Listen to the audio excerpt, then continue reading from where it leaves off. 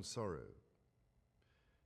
Throughout her life, Her Majesty the Queen, King Charles stuns Britain by removing Camilla's final royal title. Charles did not send a letter. He did not call a meeting. He simply removed the title. And by the time Camilla's office understood what had happened, there was nothing left to appeal. Who signs away a privilege in silence?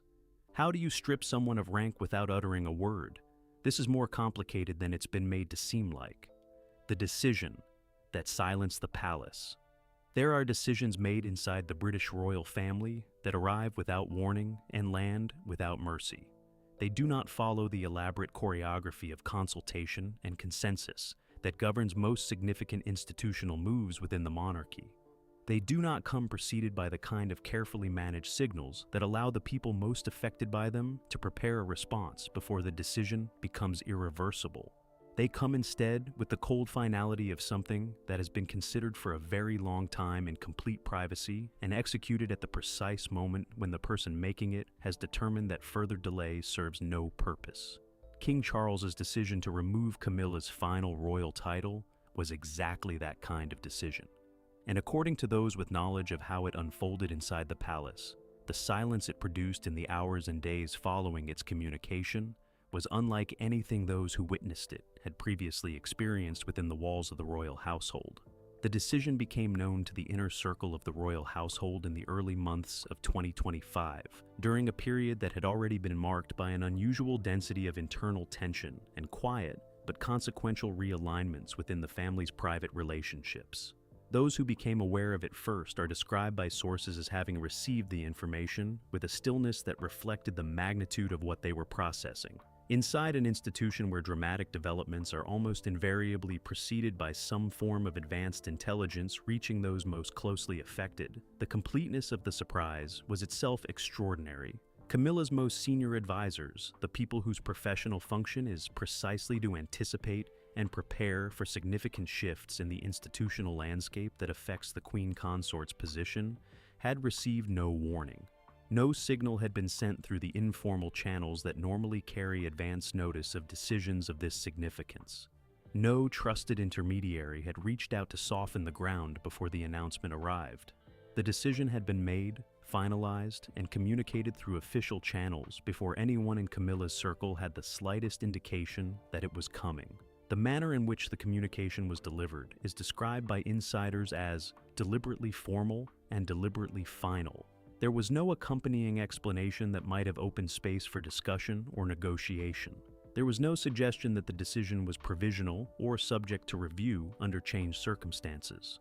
The language used was the language of institutional conclusion rather than institutional process. It communicated to anyone who understood how the machinery of the royal household operates that the king had reached the end of a road he had been traveling for a considerable period of time, and that the destination he had arrived at was not one from which he intended to depart. Those who received the communication on Camilla's behalf are described by sources as having understood immediately that the normal avenues for managing an uncomfortable royal decision, the quiet conversations, the carefully worded appeals to shared interest, the deployment of trusted intermediaries to create space for reconsideration, were not available to them in this instance.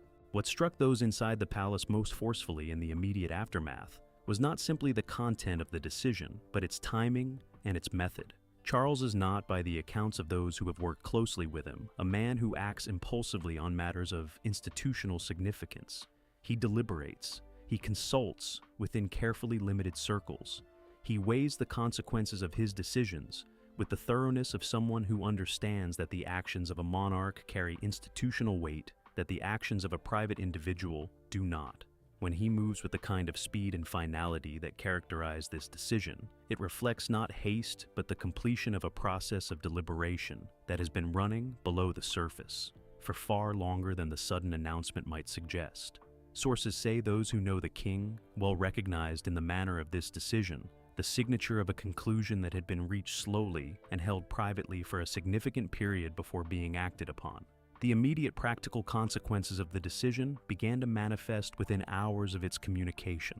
Camilla's household, operating in the particular kind of suspended state that follows a significant shock before the response can be properly organized, faced the reality that the institutional landscape they had been navigating had changed in a way that required an entirely new set of calculations. Staff whose roles were directly connected to the functions associated with the removed title faced immediate uncertainty about their positions. Advisory relationships that had been structured around the formal authority the title conferred required urgent reassessment, and the broader network of institutional connections that Camilla had built during the period in which the title had been part of her formal identity within the monarchy faced a recalibration whose full implications would take time to become clear. For the wider royal household, the decision produced the particular atmosphere of alertness that significant internal shifts always generate within an institution, as attuned to the distribution of power as the monarchy. Those who had been watching the gradual evolution of the relationship between Charles and Camilla, with the careful attention of people whose own positions depended on their accurate reading of where power within the institution was concentrated, updated their assessments with the speed that the clarity of the signal demanded. Alliances that had been maintained on the basis of assumptions about Camilla's institutional security were quietly reviewed. Relationships that had been managed with one set of calculations about the balance of power within the household required new calculations entirely. What the decision meant, what title had been taken, and why its removal represented something far more significant than a formal adjustment to Camilla's official status is the question that everything else in this story turns on. The title, what it meant, and why its removal changes. Everything within the formal architecture of the British monarchy, titles are never simply honorific. They are not decorative additions to a name or ceremonial acknowledgments of personal status that exist independently of the institutional functions they represent. They are, in the most direct and consequential sense, instruments of power. They define the formal boundaries of a person's authority within the institution. They determine the official channels through which that person can exercise influence, claim resources, and command the deference of the household structures that support the functioning of the monarchy. And they signal, to everyone within the institution and everyone observing it from outside, exactly where the person who holds them stands in the formal hierarchy of the crown. When a title is removed from a senior royal, the loss is therefore never simply symbolic, it is structural. And the specific title that King Charles removed from Camilla was one whose structural significance within the current configuration of the monarchy made its loss something that no amount of informal compensation or continued personal proximity to the king could adequately replace. The title in question had represented, since Camilla's elevation to Queen Consort in September of 2022, the formal institutional foundation on which her authority within the royal household rested. It was not simply a name to be printed on official correspondence or announced at ceremonial occasions. It was the instrument through which her position as the second most senior figure in the monarchy was formally recognized and through which the institutional resources, staff, and advisory structures associated with that position were formally allocated to her. To hold that title was to hold a place within the formal machinery of the crown that existed independently of personal relationships, independently of informal influence networks, and independently of the goodwill of any individual within the institution, including the king himself. It was, in that sense, the one element of Camilla's position within the monarchy that was structurally secured rather than relationally dependent. That distinction matters enormously when understood against the background of Camilla's history within the royal family. She came to her position as queen consort not through the kind of straightforward dynastic progression that has historically defined the entry of senior figures into the formal hierarchy of the crown, but through a path that was, in virtually every respect, unprecedented. Decades of public opposition, institutional resistance, and the sustained hostility of significant sections of both the royal family and the broader public had preceded her formal elevation. The title she received on the day of Charles's accession was therefore not simply a recognition of her new status. It was a resolution, formally encoded in the institutional language of the monarchy, of a question about her place within the family that had been contested for longer than most people could remember. It represented the moment at which the institution officially and irrevocably acknowledged that she belonged within it. To remove that title is therefore to do something that goes far beyond the adjustment of a formal designation. It is to reopen a question that the institution had appeared to definitively close. It is to withdraw the formal acknowledgement of belonging that the title represented, and to return Camilla to a position in which her place within the monarchy is once again defined, not by institutional recognition, but by the contingencies of personal relationship and informal influence. That is an extraordinarily significant reversal, and those within the royal household who understand the architecture of the institution well enough to appreciate its full implications are described by sources as having responded to it with a degree of gravity that reflected precisely that understanding. The practical consequences of the title's removal begin with the institutional structures that were formally attached to it. The staff and advisory arrangements associated with Camilla's official position within the monarchy are directly affected by any change in the formal status on which those arrangements rest. Sources describe a period of significant uncertainty within Camilla's household in the days following the decision, as the practical implications of what had changed began to be worked through by those whose professional responsibilities required them to understand exactly what the new landscape looked like. Some of those implications were immediately apparent. Others required more careful analysis of the formal rules and conventions that govern the allocation of institutional resources within the crown to fully appreciate. Beyond the immediate practical consequences, the removal of the title carries implications for Camilla's relationships with the broader institutional landscape of the monarchy that extend well into the future. The formal authority that the title conferred had been the basis on which a significant number of the relationships within Camilla's network were structured.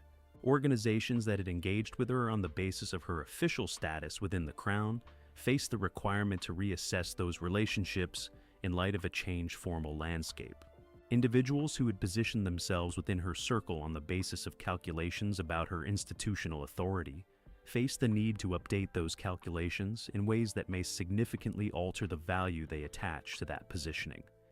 What the removal of the title does not change, and what sources close to Camilla are careful to emphasize in their characterization of the situation, is her physical proximity to the king and the personal dimensions of their relationship. She remains his wife. She remains present within the royal household. She retains the personal access to the monarch that no formal title can confer or remove. And it is on that remaining foundation, insiders say, that Camilla's circle is now focused entirely. That institutional architecture that the title provided has been taken away. What remains is the relationship. And the question of whether a relationship, however deep and however long sustained, is sufficient to maintain a position of genuine influence within an institution as formally structured as the British monarchy, is one that those around Camilla are working through with a combination of urgency and considerable anxiety. Understanding why Charles reached a decision of this magnitude requires looking closely at what happened in the period that preceded it. Because the removal of a title this significant does not emerge from a single incident or a single conversation. It emerges from the kind of sustained accumulation of grievance, disappointment, and private reckoning that takes years to build and arrives when it finally arrives with the weight of everything that went before it. What pushed Charles to the point of no return? There is a threshold inside every long and complicated relationship beyond which the accumulated weight of unresolved grievances becomes too heavy to continue carrying. It is not a threshold that announces itself in advance. It does not arrive with the kind of dramatic confrontation that might at least offer the clarity of an open reckoning between the people involved. It arrives instead quietly, in the private recesses of a person's understanding of their own situation, as the conclusion of a process of reckoning that has been running beneath the surface of daily life for a very long time. For King Charles, that threshold was reached sometime in the closing months of 2024, and the decision to remove Camilla's final royal title was not the beginning of a crisis. It was the end of a patience that had been stretched, incrementally and persistently, beyond the point at which it could be sustained. Those close to the king described the period following his cancer diagnosis in February of 2024 as one of profound personal reckoning for a man already carrying the weight of a reign conducted under conditions of exceptional difficulty. The diagnosis forced Charles to confront questions about time, legacy, and the condition of the relationships and the institution he would leave behind that a person in good health can more easily defer. It concentrated his attention on what mattered most and what was causing him the greatest private anguish. And what emerges from the accounts of those closest to him during this period is a picture of a man who had been absorbing with the long-suffering patience that has characterized his entire adult life. A series of developments within his own household that his illness finally gave him both the urgency and the clarity to address directly. The specific grievances that had been accumulating in Charles's private assessment of Camilla's conduct within the institution are described by sources with the careful circumspection that the sensitivity of the subject demands. But insiders are consistent in identifying several distinct threads that had been building over the preceding years, and that had woven themselves, by the time of his diagnosis, into a picture that Charles found increasingly difficult to reconcile with the understanding of their relationship, and their shared institutional purpose on which his decision to marry her had rested. The first and most persistent thread concerned the expansion of Camilla's personal network within the spaces of the royal household and the broader institutional landscape of the monarchy. Charles had, by the accounts of those who observed the evolution of his private views on the matter, tolerated that expansion for a considerable period on the basis of an assessment that it reflected Camilla's understandable desire to establish herself securely within an institution that had resisted her for decades. He understood, better than anyone, what the ires of public hostility and institutional opposition had cost her, and he had been prepared to extend to her the space she needed to build the foundations of security within the family that those years had denied her. But the tolerance he had extended on that basis had, sources say, a limit that Camilla's activities eventually exceeded. The embedding of her family members in royal-adjacent spaces, the use of institutional proximity for what Charles came to assess as purposes that served personal rather than institutional interests, and the specific incidents involving Sandringham and the Royal Foundation that had generated visible conflict with other senior family members all registered with the king as evidence that the expansion he had tolerated had moved beyond what he had ever intended to accommodate. The second thread concerned the files. The moment at which Camilla communicated to Charles that she held sensitive documents and was prepared, under certain conditions, to see their contents brought into the light is described by sources as a turning point in his private assessment of the marriage and of the person he was married to. Charles had, throughout his life, encountered the use of information as leverage in contexts that had cost him enormously. The most public and most painful example was Diana's cooperation with Andrew Morton in 1992.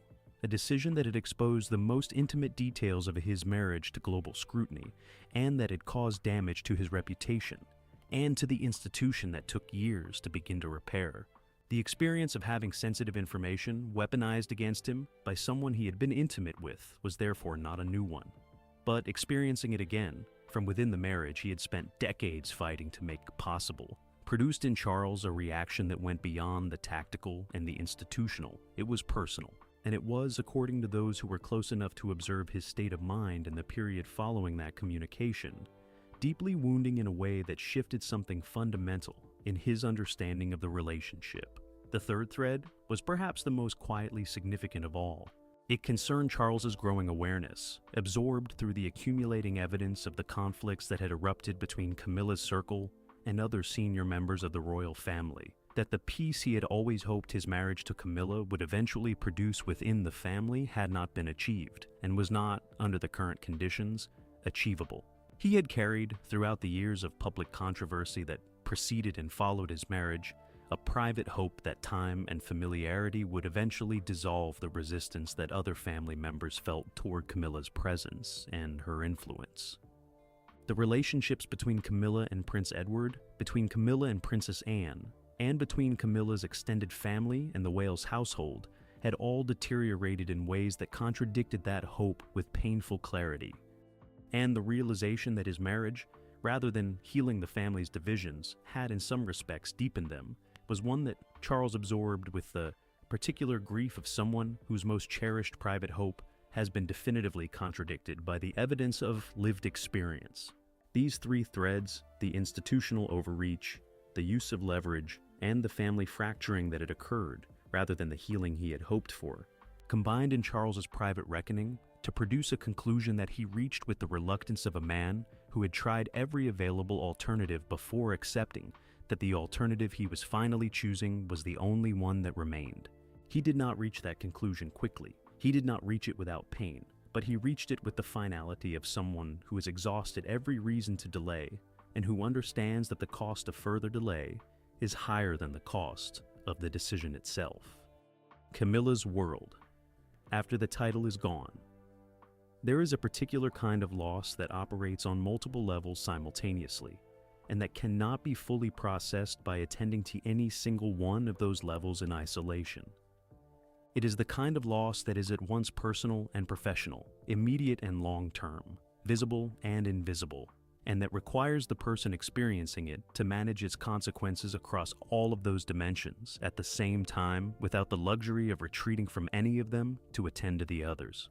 The loss of her final royal title has placed Camilla in exactly that position. And the picture that emerges from the accounts of those close to her in the period following Charles's decision is one of a woman navigating a landscape that has changed so fundamentally and so rapidly that even her considerable reserves of resilience and tactical sophistication are being tested in ways they have not previously been required to meet. The immediate practical reality of Camilla's changed position within the royal household began to manifest in ways both large and small in the days following the decision. The most tangible changes concerned the formal structures of her daily institutional life. The staff arrangements that had been organized around her official status within the monarchy required immediate review. Roles that had existed to support the functions formally associated with her title faced the kind of urgent reassessment that generates anxiety throughout an organization. As individuals whose professional futures are directly connected to the institutional standing of the person they serve, confront the uncertainty of a landscape whose rules have changed overnight.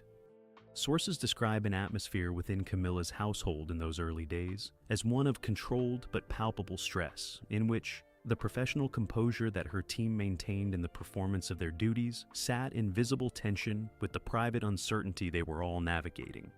The access question is the one that those closest to Camilla identify as the most immediately consequential dimension of her changed situation.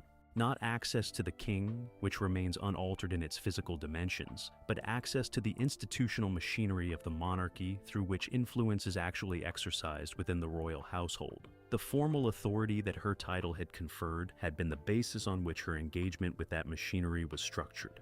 It had given her a defined place within the hierarchy of the crown that existed independently of whether any specific individual within the institution was disposed to defer to her at any particular moment. Without it, her ability to engage with the institutional processes of the monarchy rests entirely on the willingness of the people who control those processes to extend to her. The access and the deference that her formal status had previously commanded as a matter of institutional right. That shift from formal entitlement to relational dependence is, in the assessment of those who understand the internal dynamics of the royal household most clearly, the most structurally significant consequence of the title's removal. It returns Camilla to a version of the position she occupied for much of the period before her marriage to Charles, a position in which her influence within the institution was real and in some respects considerable, but was always contingent on the maintenance of personal relationships that could not be guaranteed to remain stable under pressure. She navigated that position successfully for decades, but she navigated it as a person building toward a formal institutional recognition that would eventually secure what personal relationships alone could not. That recognition has now been withdrawn. And building toward it a second time, from the position she currently occupies, is a task whose difficulty even her closest allies struggle to assess with confidence. The social dimensions of Camilla's changed position are described by sources as equally significant, if less immediately obvious, than the institutional ones.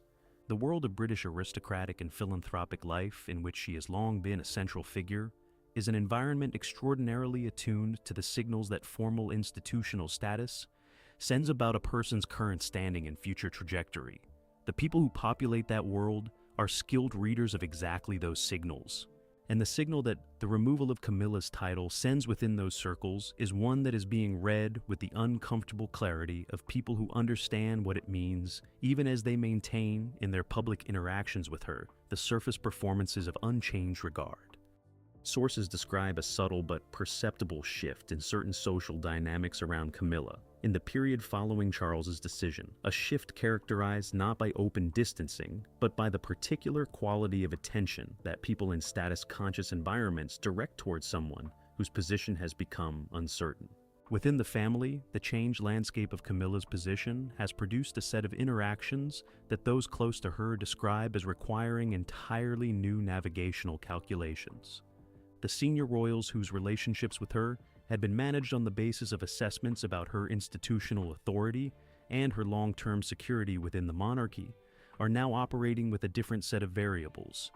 Some of those relationships have shifted in ways that reflect a recalibration of the deference previously extended to someone whose formal status within the crown commanded it. Others have shifted in ways that are more personally charged, reflecting the accumulated tensions of relationships that had been maintained under strain for years and that the changed landscape has released from the particular constraints that Camilla's institutional authority had previously imposed.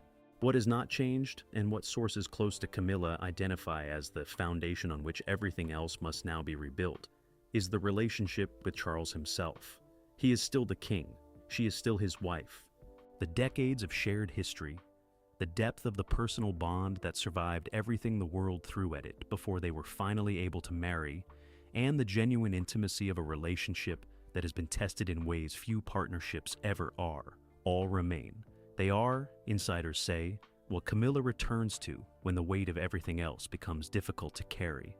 But a relationship, however deep, is a different foundation from a title, and building a position of genuine institutional influence on a relational foundation within an institution as formally structured as the British monarchy is a task whose outcome even the most optimistic of those around her are careful not to predict with confidence. The royal family's reaction and the alliances now forming. When a decision of the magnitude of Charles's title removal lands inside the royal household, the first thing that happens is not a response. It is an assessment. Every senior royal, every significant courtier, and every institutional figure with a meaningful stake in the distribution of power within the monarchy takes a moment before doing or saying anything to work out what the decision means for their own position, their own relationships, and their own long-term calculations about where the institution is heading and what role they intend to play in its future. That assessment happens quickly because the landscape shifts fast in the aftermath of a significant internal move, and those who are slow to recalibrate find themselves operating on the basis of assumptions that no longer reflect the reality they are navigating. In the days and weeks following Charles's decision, that process of assessment and recalibration has been playing out across the royal family with an intensity that those observing it from the inside describe as unlike anything they have witnessed during the current reign. Prince William's reaction is the one that sources discuss with the greatest care and the greatest consistency. He is described as having received the news of his father's decision with the particular quality of attention that characterizes his response to significant institutional developments.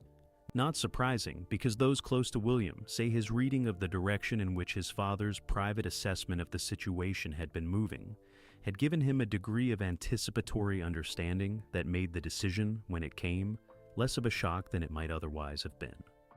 But not satisfaction either, because William is described by those who know him well as someone who understands with considerable sophistication that the destabilization of Camilla's formal position within the monarchy creates a set of institutional consequences that are not straightforwardly positive from the perspective of someone who will one day be responsible for the health and stability of the institution.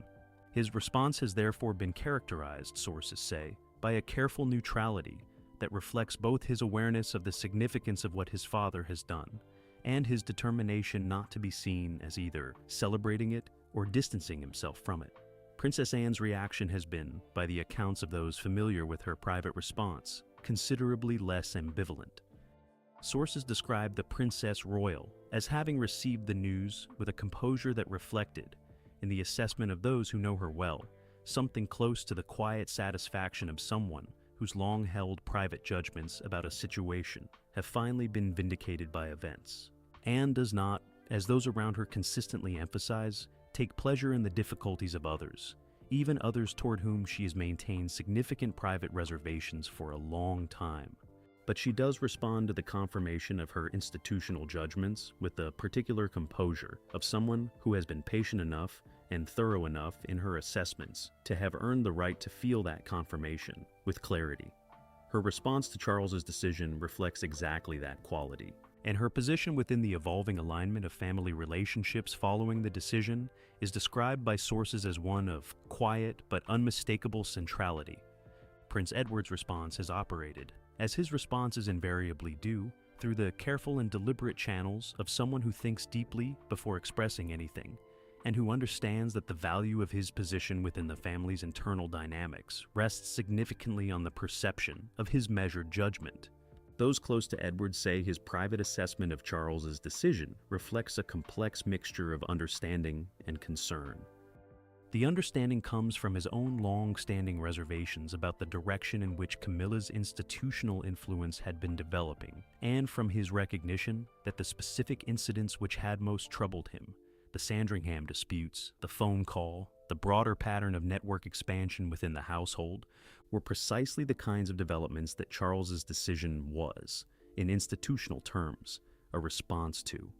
The concern comes from Edward's deep and genuine investment in the stability of the institution, and from his awareness that decisions of this magnitude carry consequences that extend well beyond the immediate parties involved, and that can generate instabilities whose management requires sustained and careful attention. The broader landscape of alliances forming within the royal household in the aftermath of Charles's decision is described by sources as reflecting the kind of rapid and unsentimental recalibration that significant shifts in institutional power always produce within the monarchy. Figures who had positioned themselves in close proximity to Camilla's circle on the basis of calculations about her long-term institutional security are reassessing those positions with the urgency that the changed landscape demands. Some are doing so openly, in the sense that their movement away from Camilla's orbit has become visible to those monitoring the social and professional dynamics of the royal world. Others are managing the transition with the discretion that the sensitivity of the moment requires, maintaining the surface forms of their existing relationships, while quietly repositioning themselves in ways that reflect their updated assessment of where power within the institution is concentrated and where it is heading. The camp that is forming most visibly around the aftermath of Charles's decision is the one oriented toward William. The foundation appointments had already signaled the direction in which the institutional gravity of the monarchy was moving. Charles's title removal has accelerated that signal in ways that have made the calculus for those watching the balance of power considerably more straightforward. Senior figures within the household who had been managing their relationships with William's circle with the careful tentativeness of people who were not yet fully confident in the permanence of his emerging authority are described by sources as having moved, in the wake of his father's decision, toward a more definitive alignment with the Wales household. The decision has, in that sense, done something for William's institutional position that his own moves, however decisive, could not have done as quickly or as completely on their own. It has made the direction of travel unmistakable.